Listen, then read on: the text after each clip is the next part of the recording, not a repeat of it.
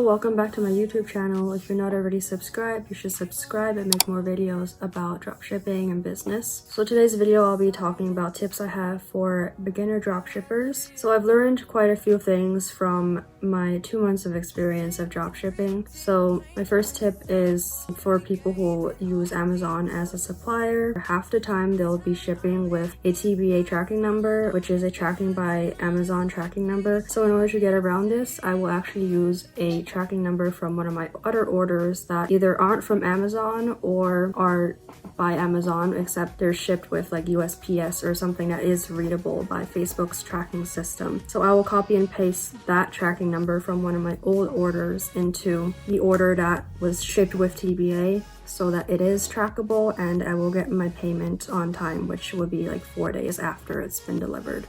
My second tip is to keep track of orders and customers. So right now for Facebook Marketplace, you can't just like search up your customer name. Like you can't see like how many orders there have been for a specific item. So in order to just keep track of things and just be organized and to keep track of like how many people have bought this specific item or like how much I've made in profit and revenue myself, I will actually keep my own spreadsheet. So I just use Google spreadsheet and I just keep a list of like all my customers and all my profits and all my revenue and everything like that. So, and then my third tip is to get an Amazon or like whatever your supplier is. So I do use Amazon as one of my suppliers. So I have an Amazon credit card. When somebody orders something that is from Amazon, I will actually just put their order on my Amazon credit card. That way, because I have the Amazon, I think it's called like Amazon Prime Store card or something like that, they'll give you 5% back. So every single month after you pay off your credit card, you actually get 5% back. So if you spend $600 every month, you're going to be getting $30 back for just using your credit card. And then I think Walmart also has a credit card that gives you like 5% back. I'm not sure exactly, but I would look into just getting credit cards for wherever you're sourced from. Another tip I have is to avoid the 5% selling fee. So when you sell on Facebook, there's a 5% selling fee. And sometimes that really does dig into your profits because they're taking away 5% on each order. So what I do is sometimes like if a customer messages me, I will try to have them like Venmo me or Cash App me or like PayPal me or whatever, and that way Facebook doesn't take their 5% cut, so it gives me a little more like cash at the end of the day, puts a little bit more in my pocket. Another tip is to look at what's selling well on Facebook Marketplace already. So when you go onto Facebook Marketplace, you'll see that like there's already like a ton of stuff just being like recommended to you.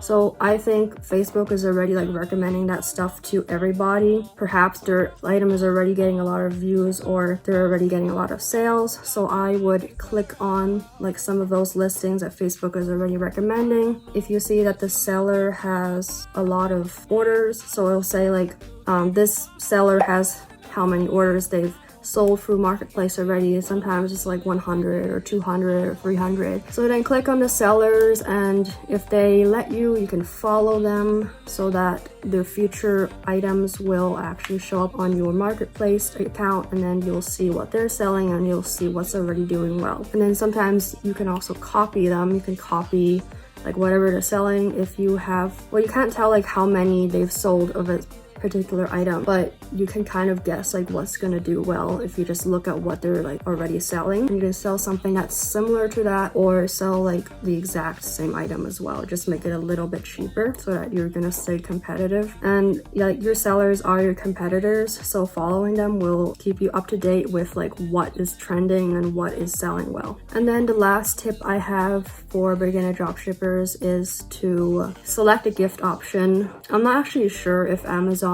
puts gifts receipts in their boxes. Just to be safe, I always just select it as a gift. So when I'm ordering from Amazon for my customer, I will just select a gift option and then like write like a nice little like gift note so that just in case the sellers do ship with the prices with the item, they won't actually see the prices, and it'll just say like whatever I wanted it to. And the same for Walmart. I think there's a gift option, so sometimes you can just like select a gift option for Walmart as well, or whatever supplier that you're using. So that's all the tips I have for you. Thank you so much for watching, and I'll see you in my next video. Don't forget to subscribe and like this video.